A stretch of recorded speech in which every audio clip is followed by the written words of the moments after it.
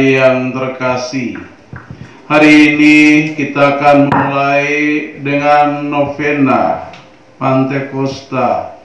Kita mohon turunnya Roh Kudus atas hidup kita. Bapak, Ibu, saudara-saudari yang terkasih, meskipun kita tiap hari membuat tanda salib sambil kita berkata atas nama Bapa dan Putra dan Roh Kudus, namun Roh Kudus yang setiap kali disebutkan tetap tidak begitu kita kenal. Kita memang mengenal gambaran Bapa lewat gambar-gambar atau lukisan-lukisan yang menggambarkan Bapa, seorang Bapa tua dengan wajah yang cerah dan penuh belas kasih. Atau kita mengenal Putra melalui macam-macam lukisan, patung, ikon, dan sebagainya.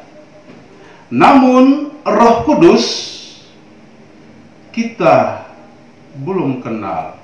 Roh Kudus tidak mempunyai wajah.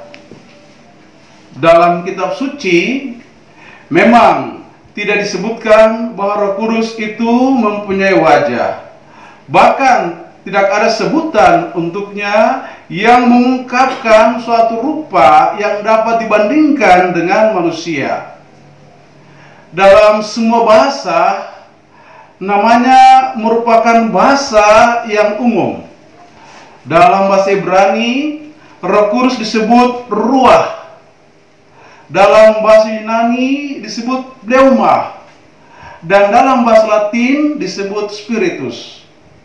Semua nama atau sebutan ini dipinjam dari sebutan untuk unsur-unsur umum yang alamiah, angin, nafas, dan udara. Roh Kudus memang merupakan suatu pribadi yang misterius, yang membingungkan kita. Kita mendengar suaranya, tahu bahwa ia telah lewat karena tanda-tanda ajaib yang ditinggalkannya. Tetapi kita tidak tahu dari mana datangnya atau kemana perginya. Oleh karena itu, Roh Kudus tidak pernah dapat kita jangkau dengan pikiran kita. Dan karya-karya Roh Kudus selalu melampaui pengertian kita. Bapak, Ibu, saudara-saudari yang terkasih, walaupun demikian, dengan jelas dinyatakan peranan Roh Kudus yang amat menentukan dalam kehidupan kita. Kita bisa membaca dalam 1 Korintus 12:3, tak seorang pun dapat berkata bahwa Yesus adalah Tuhan kecuali dalam Roh Kudus. Juga dalam surat kepada umat di Roma pasal 8 ayat 26 dikatakan, kita tidak tahu bagaimana harus bertobat, tetapi Roh membantu kelemahan kita dan Dia yang berdoa di dalam diri kita. Dan saudara-saudara terkasih, sebelum naik ke surga, Tuhan Yesus pun masih berpesan, tinggallah di dalam kota sampai kamu dibaptis dengan Roh Kudus, dan kamu akan menerima kuasa untuk mengenal. Memang dibutuhkan kerendahan hati serta iman yang hidup. Dan saudara terkasih, lagi pula Roh Kudus inilah yang selalu menjuai gereja.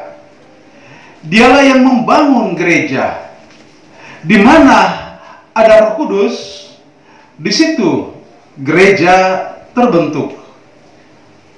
Sebaliknya, di mana ada gereja, di situ pula ada Roh Kudus. Saudara terkasih, ada sebuah cerita yang menarik tentang ini. Ada seorang turis dari Eropa mencari-cari gereja di sebuah kota kecil di suatu negara Amerika Latin pada suatu hari Minggu. Ia ingin sekali mengikuti misa kudus pada hari Minggu. Ia sudah berupaya mencari di mana-mana, tetapi juga belum menemukan satu gereja pun. Ia berpikir di suatu negeri yang 100% Katolik seperti di Amerika Latin ini, seharusnya cukup gampang untuk menemukan sebuah gereja. Sesudah lama sia-sia mencari, akhirnya ia menanyakan kepada seorang anak yang kebetulan dijumpainya di jalan. Terus itu bertanya, "Nak, di mana kiranya ada gereja di sini?" Anak itu menjawab, "Gereja? Oh ya, malam ini ada di rumah Pak Abrahamio. Esok malam nanti di rumah Tante Yulita.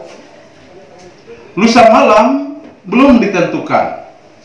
Jadi anak itu menjawab dengan sangat santai, "Gereja malam ini di rumah Bapak Abrahamio. Lusa malam di rumah Ibu Tante Yulita.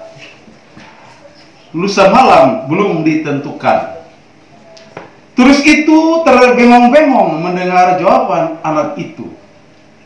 Masa gereja bisa berpindah-pindah, dia pikir. Tetapi karena hari sudah mulai malam, ia tidak mau soal jawab dengan anak itu. Hanya ia minta kalau boleh ia ditunjukkan gereja di rumah Pak Abraham itu. Anak itu menyanggupinya, sebab kebetulan sekali ia memang sedang dalam perjalanan ke gereja rumah Bapak Abraham itu. Ketika mereka muncul, banyak orang telah berkumpul di rumah Bapak Abraham itu. Semua orang itu kelihatan sangat sederhana. Dan rumah Pak Abraham juga sangat sederhana, tetapi suasananya begitu akrab. Terus itu diselami dan diterima dengan penuh rasa persaudaraan. Upacara ibadat dipimpin oleh seorang awam, sebab tidak ada pastornya.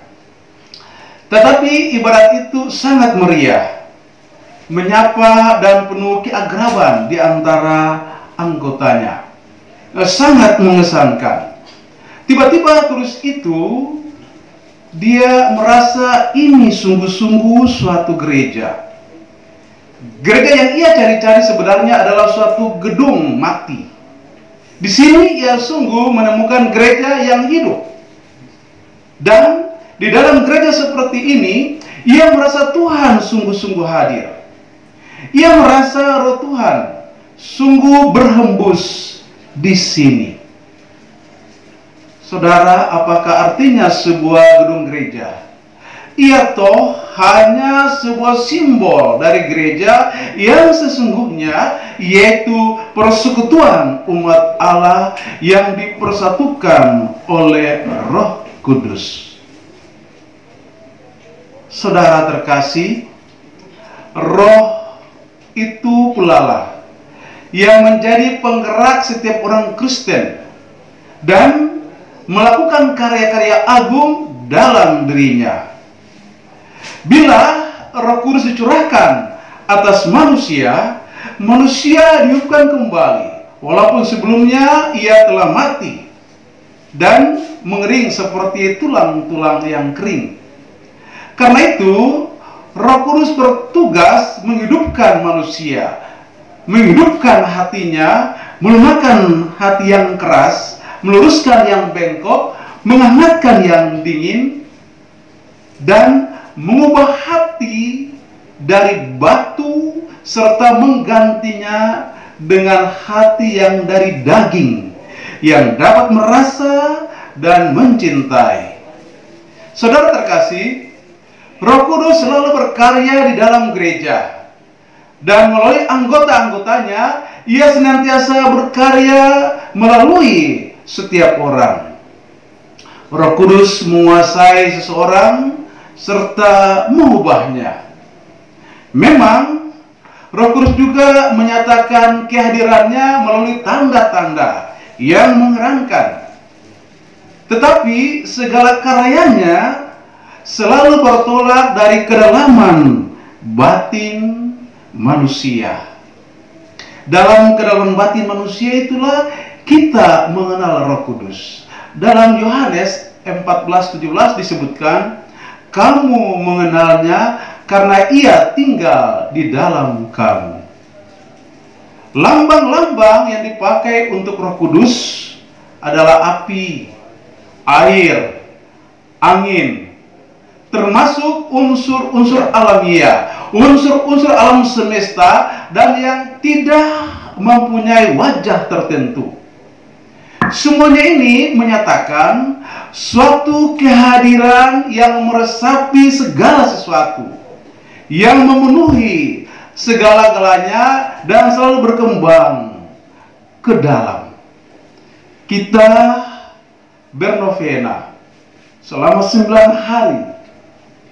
Kita minta supaya benar-benar Roh Kudus itu meresapi, masuk dalam ruang batin kita, supaya kita sungguh-sungguh dibaharui dan memperoleh kekuatan untuk bangun, untuk bangkit, mewartakan Kristus yang jaya. Semoga demikian. Amin. Amin.